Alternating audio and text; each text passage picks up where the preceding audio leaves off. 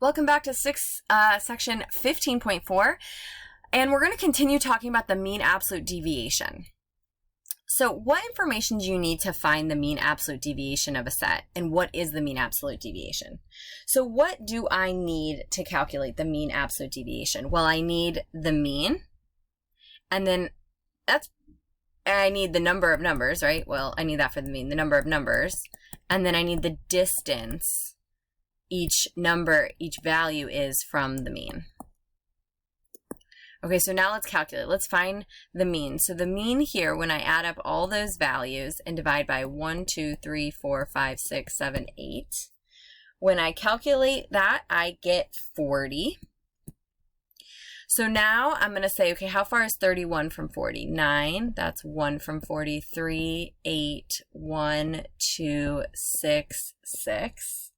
9, 1, 3, 8, 1, 2, 6. Okay, now I'm going to add up all those values. 9 plus 1 plus 3 plus 8 plus 1 plus 2 plus 6 plus 6. I'm going to divide that by 8, and I'm going to get a mean absolute deviation of 4.5.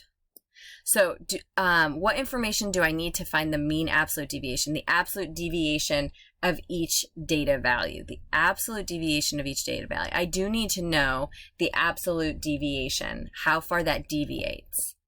The median, I don't need to know. The mean, I do need to know. And the range, I do not need to know. Let's look at another example.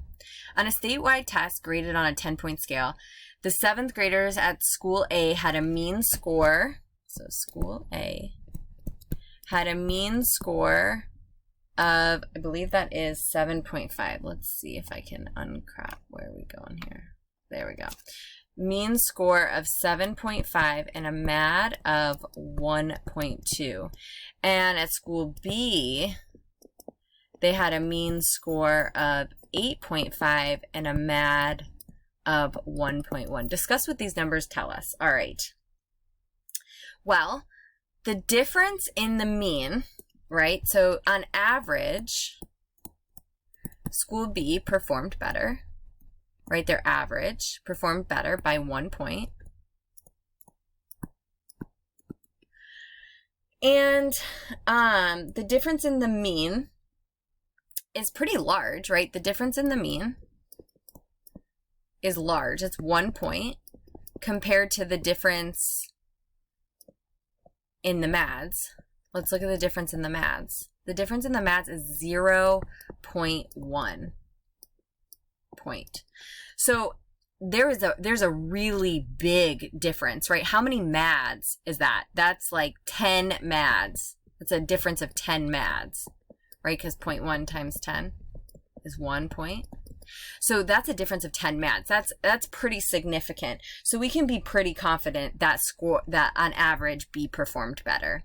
We can be pretty confident of that because of how great of a difference that MAD is in comparison. You go ahead and give this a try. Press play when you're ready to see the solution. And there we go. We're going to talk briefly about normal curves and standardization. Now, we don't need to know these necessarily at like a statistics level. If you were to take a statistics class, you would spend a lot of time in this. But we're going to spend a little bit of time. Okay, so a normal distribution is a bell-shaped curve, okay? And that's this shape right here. And many data sets have a normal distribution. So weights of children at a certain age, length of adult fish of a certain species, scores of students in a large standardized test, they all kind of have the symmetrical distribution. And so we can make predictions with certain degrees of confidence. So when you teach your students, may take different types of large-scale tests. So there are two different types. We've got criterion reference tests, and those are used to determine whether students have learned a specific body of material or standard. And then norm reference test, which are used to compare students. So an example of that is the NAEP and SAT are norm reference. So when they take a norm reference test, the performance is not going to be based on how well they did. It'll be how well they did in comparison to others. And it's going to give us some reporting details, including the standard deviation. A standard deviation is a measure of how spread out a numerical set is. Remember, deviation, difference, and standard, right, set amount. For data that is in a normal distribution, about 68% lies within 1 standard deviation of the mean on either side, 95 within 2 standard deviations on either side, and 99.7. We're going to look at that a little more carefully. And a student's score on a norm reference test will probably be reported as a percentile, but it may also give you a z-score, and that is the normal curve equivalent, or a Stenen. Z-score, normal curve equivalents, and Stenens are obtained by using the standard deviation to rescale their score. And z-scores tell us how many standard deviations away from the mean. So it's rescaled to tell us how far away. So if you have a z-score of 1.5, that means you're 1.5 above because it's positive. If you have a z-score of negative 0.6, it means you're 0.6 standard deviations below the mean. So if a test had an average of 250 points and a standard deviation of 50 points, there's a formula you can use to determine. You would take your points plus the amount of standard deviations times the standard deviation value, and you would see this here. All right, so if we look at the curve, the mean is always 0 standard deviations, because we're talking about the difference from the mean. And so this is how it looks: 1 standard deviation below, 1 standard deviation above, 2 standard deviations below, 2 standard deviations above. So we're not going to get too far into it, but this is kind of the idea. Let's just look at an example to see kind of what we have to understand. So a test is given to students in the state of Pennsylvania. The test has a distribution that is approximately normal. How can we characterize a student's performance on the test relative to other students if the student scores 1 standard deviation above the mean?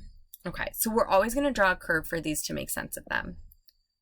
The mean is always 0, and it's always right in the middle. And you can go 1, 2, 3, -1, -2, -3. These are the standard deviations away from the mean. Now, if they scored 1 standard deviation above the mean, we're saying what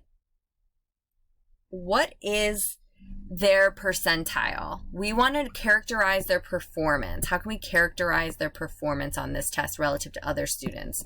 Ding, ding, ding, that's a percentile, right? That is going to compare it. So we want to know what percentile this is. Well, what do we know? We know that approximately 60% of data, and I'm going to draw this out right now. Here's our 0, 1, 2, 3, -1, -2, -3. What this means is 68% of data lies within 1 standard deviation. So 68% is right here. And then 2 standard deviations,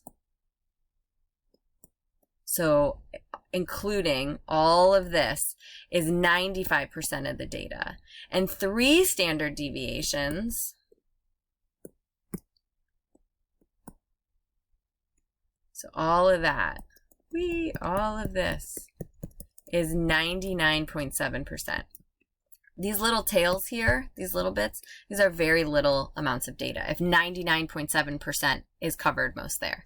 So let's go back and use this. We know that between 1 on both sides, right? 1 on both sides is 68% is right here.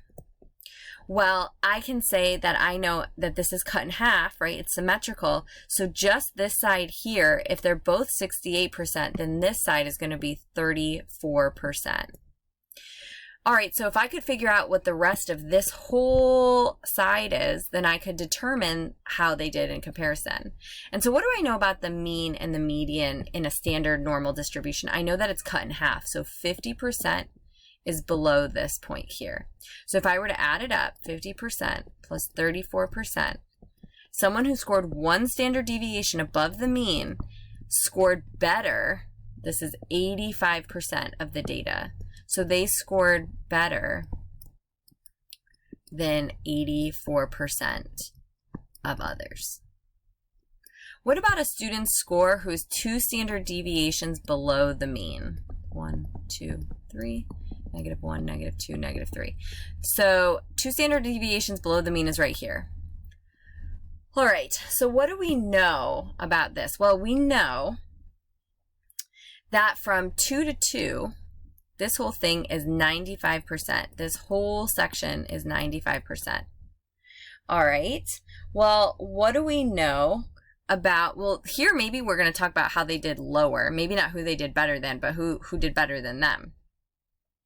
Well, if this is 95%, then this section here is half of 95%. What's half of 95%? 47.5%. This is 47.5%.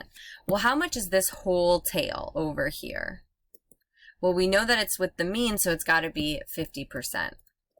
So we know that they scored lower than 47.5 plus 50% of peers. So 97.5% of peers. What would their percentile be? The percentile is how much is below. Well, 100% is the total. 100% minus 97.5% is 2.5%.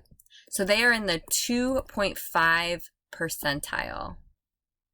Not so great, right? They only scored better than 2.5% of their peers. Go ahead and give this a try. Press play when you're ready to see the solution. And that concludes section 15.4.